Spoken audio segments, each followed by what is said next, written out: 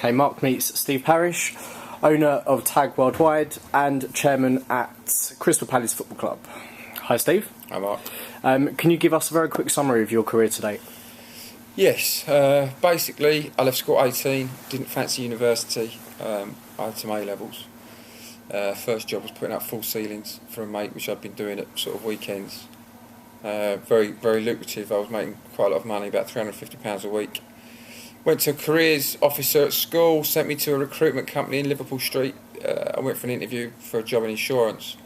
I seem to remember it was paying about £4,500 a year. It was about £1,000 a year in train fares. It looked the most mind-numbingly boring thing I'd ever seen in my life. There were rows and rows of people. I was told I'd just be adding up numbers with one of those old calculators. And the guy that interviewed me was a racist. But it was such as Britain, you know. If you could get a job, you were expected to take it. You know, it was 1982, and it was mass unemployment. So when I told the recruitment company, no, I don't fancy that one, they struck me off. They said, well, we've got you a job, you know. So. And then I had one of those moments you have in your life, you know, when you I walked down London Wall. I'd never really been to London. There were no mobiles. Didn't know where I was walking. I just went on this kind of walk, and I didn't know what I wanted to do, but I knew what I didn't want to do, you know. And as I say, I got to a phone booth. I rang them and told them no. And I think, you know, often they're the kind of. I always remember that as a real pivotal decision in my life. You know, I think a lot of people get swept up in a tidal wave, you know, of not being able to say no. And I spoke to my dad, had a bit of an argument with him about it. You should get a proper job, putting up full scenes, you can work on a building site all your life, all that kind of stuff. So then he actually helped me get my first job, and I was really fortunate because I went into what was then called graphic arts. And I was fortunate on two counts. Number one, I loved it. So, you know, you couldn't drag me away from the place, thought it was great. And number two, it was just changing from a craft to a, you know, the technology was coming in, computers were just starting to really affect that industry, and literally I had a computer studies OA level, so I was the one-eyed man in the land of the blind, and the money was great, you know, it was unionised, and the money was ridiculous, so I loved it, you know, I just loved it. And then from that I ended up at a company, started getting involved in the business side as well, because they had a company that sold computer equipment, and I ran that for a while, so realised that I had a good head for numbers and that side of things. Came back and ran production in that company, and then basically bought it effectively. It was a very small business, and I bought it off of bought into it first of all and had some partners, then I bought the partners out. And then, you know, the internet came along and just created a lot of opportunity, you know, whereas we'd only really been able to service businesses in the UK, we could service businesses globally. So from very small beginnings, you know, I renamed it Tag, so effectively founded Tag, and then we grew it. By the time I sold it recently to Williams Lea, we got to about 160 million euros, 1,600 full-time employees, 2,000 part-time, 13 offices around the world. And then from that, obviously, Crystal Palace got into financial difficulties, and it's a great passion of mine and a love, and managed to get 3 other fantastic guys together and bought the club, and then did both for a while. And then right now, I'm obviously almost finished at Tag, and then I'm, you know, doing a bit more of the football, and by the end of the year, I'll be looking around at, you know, what I do in advertising again. So is Crystal Palace your club? Are you? It's my club, yeah. So I first came in 1972. It was the first game I saw. We beat Chelsea 2-0, I think. Long time since we did that here, but we were in the old First Division. So I was 7 years old. Came with my dad, and my dad's dad was a Millwall fan. My dad wasn't really that fussed about football, and I asked him, "Who do I support, Dad?" And he said, "You can either support Millwall or Palace, because that's, you know, that's as far as I'm going to take you, basically." And Palace had a better kit. You're a local boy then, is that why? Yeah, Forest Hill. I was born in Forest Hill, born in South East London. Moved to Bromley, but yeah, so you know, lived in both of the boroughs that Palace are the professional club for, really. Let's talk about Tag for a second. Obviously, you ran Tag for a long time, massively successful. What would you say your highs and lows were?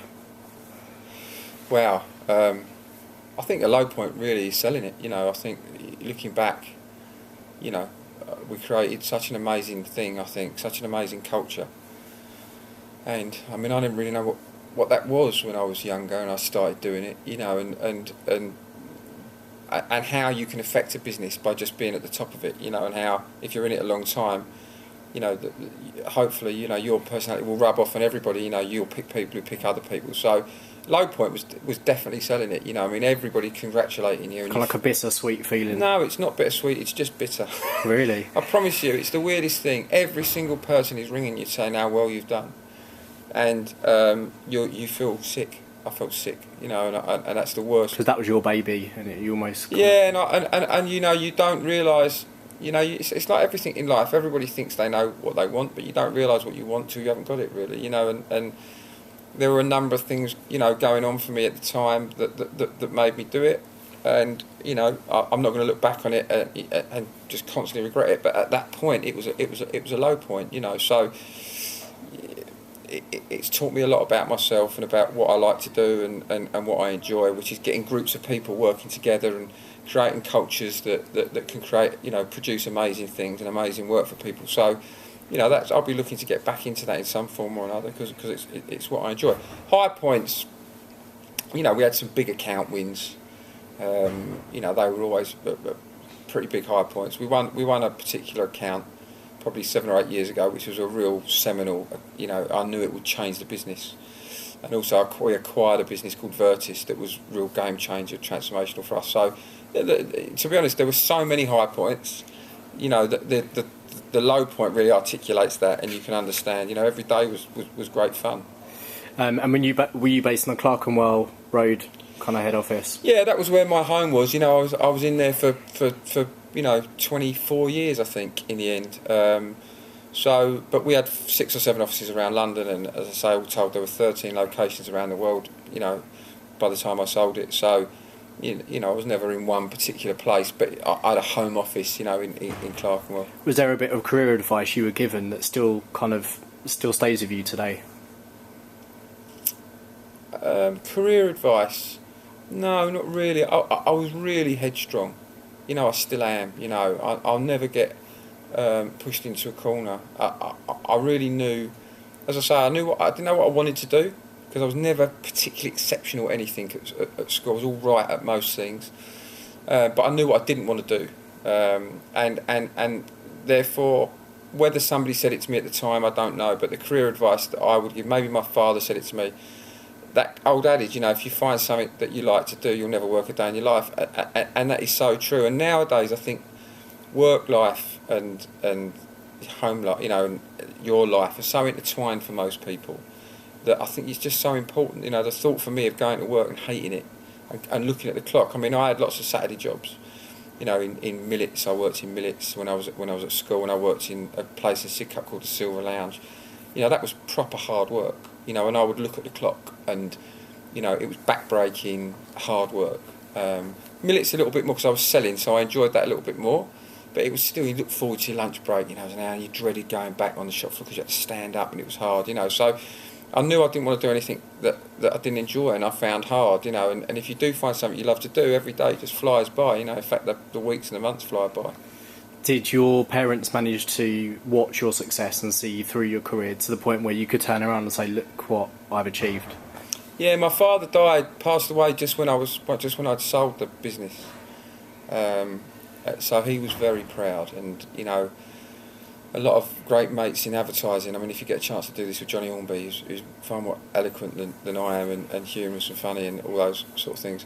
You know, people like Johnny really sent me fantastic messages at the time. You know, the great thing was he knew what you achieved, and, you know, I know how proud of you would have been and all that kind of stuff. So, yeah, my mum was here today, so my mum's still with me, you know, mad as a box of frogs, but she's still got all her faculties.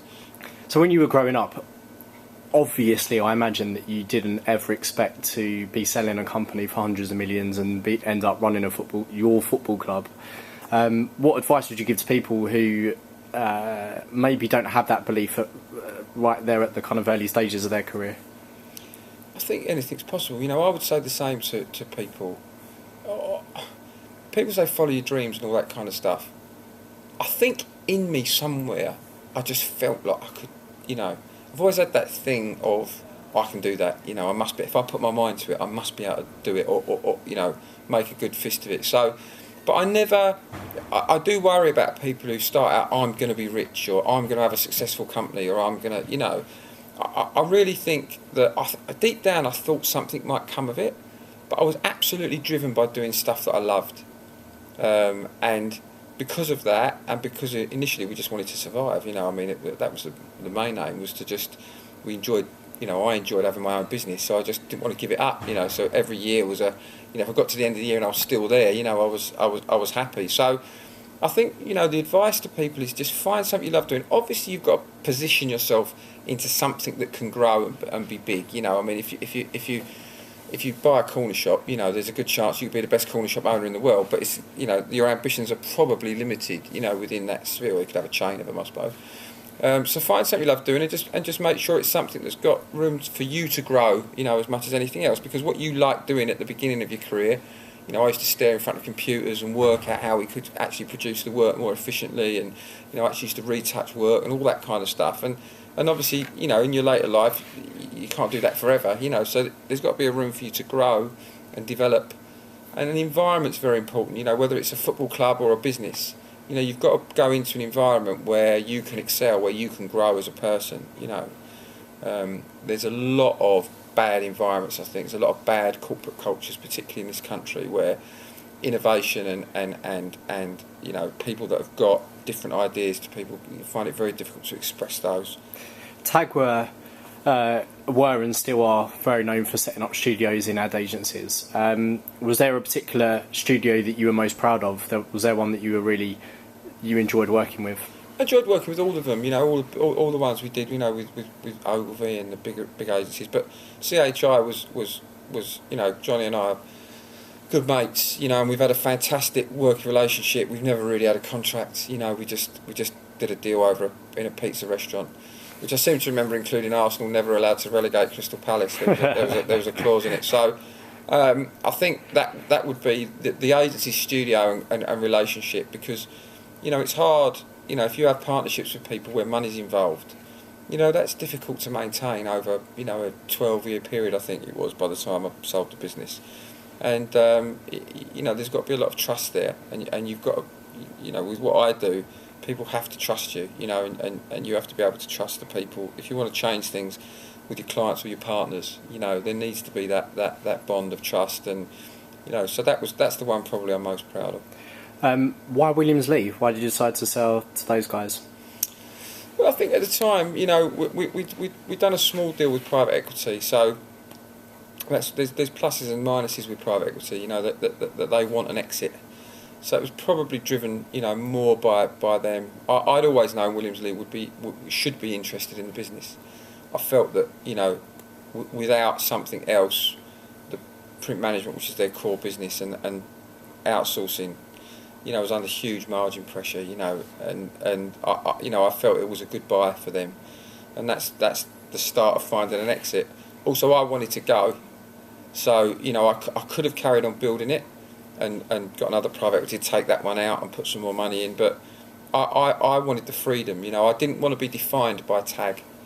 I didn't want to end up 60, 70 years old, and I wanted to challenge myself again, if I'm being honest. These are the the plus sides for me of selling it. And much of your day when you get a business to that sort of size is driven by doing things you really, you're not innovating. You've got people innovating for you. You're just, doing renewals and client problems and that kind of thing. So I wanted the liberation of being able to go and do something new.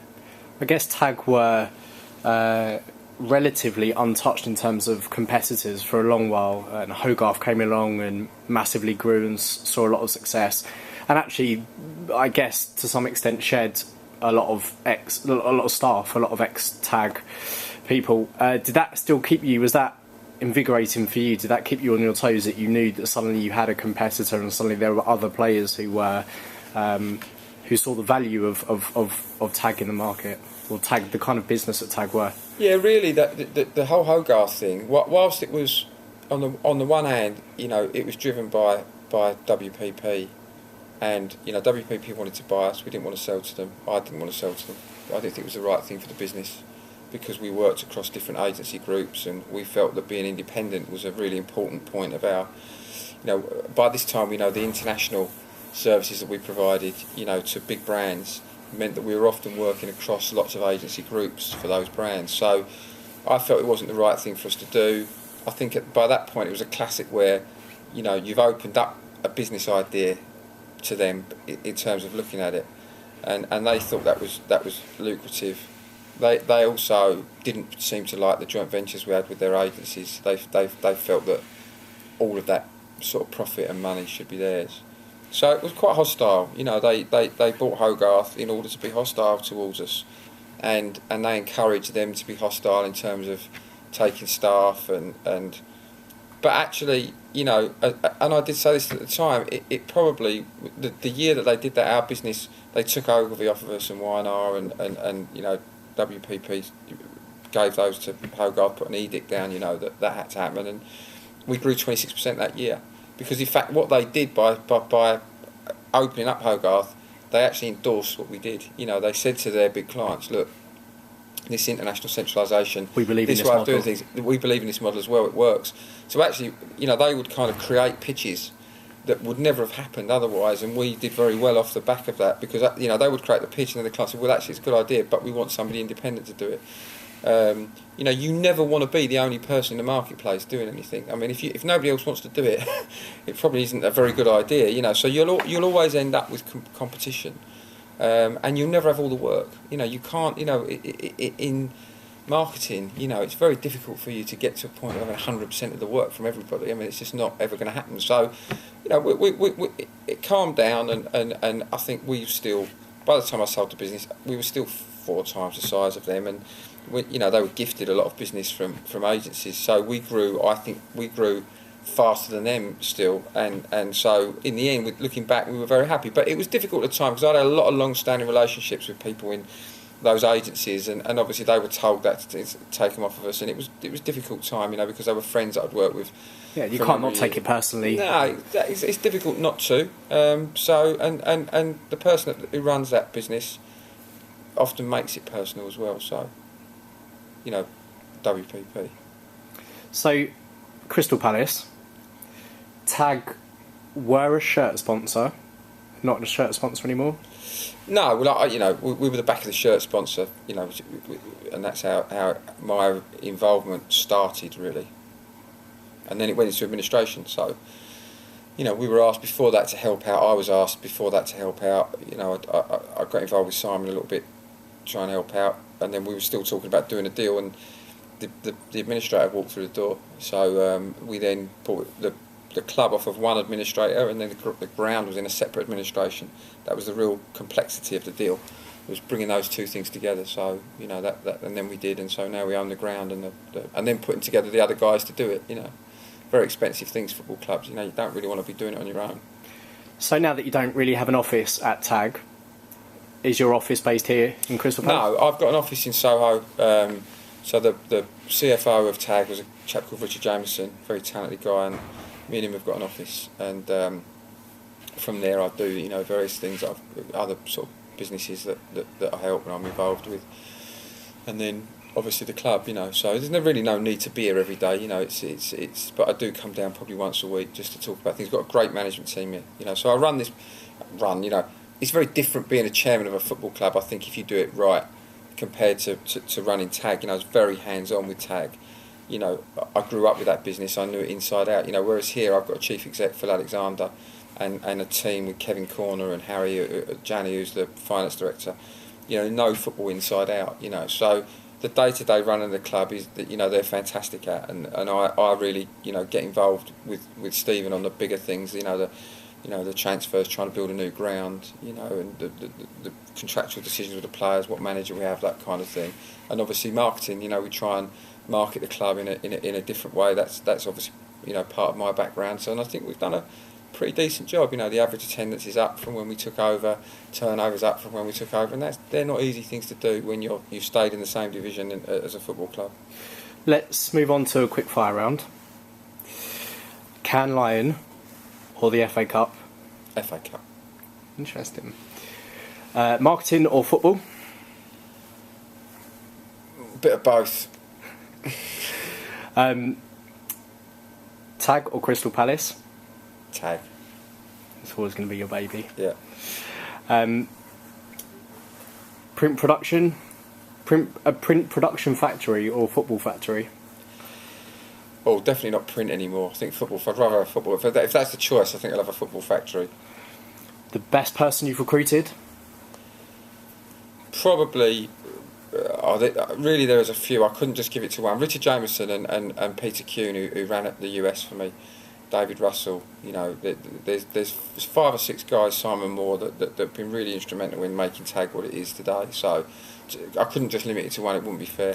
The most creative person you've worked with? Most creative person I've worked with, probably James Marshall, who ran the creative part of Tag. Fantastically creative guy, brilliant bloke, and sort of guy you want in the trenches with you. You know, when a job's going wrong. The best looking person you've worked with? The best looking person I've worked with. Wow, what a difficult one. Chris Lowe. How much is Chris going to pay you for saying that? Creatives or suits? I suppose you're meant to say creatives, aren't you? But I'll say suits. Roger Sterling or Don Draper? Don Draper. Interesting because he's a creative. Yeah. Well, the first one was who I want to spend my time with. Yeah. Mad Men or football men? Mad Men, probably. That's where, you know, that's what I know, isn't it? I was never a footballer, you know. And lastly, twist or stick? Twist. Thank you very much.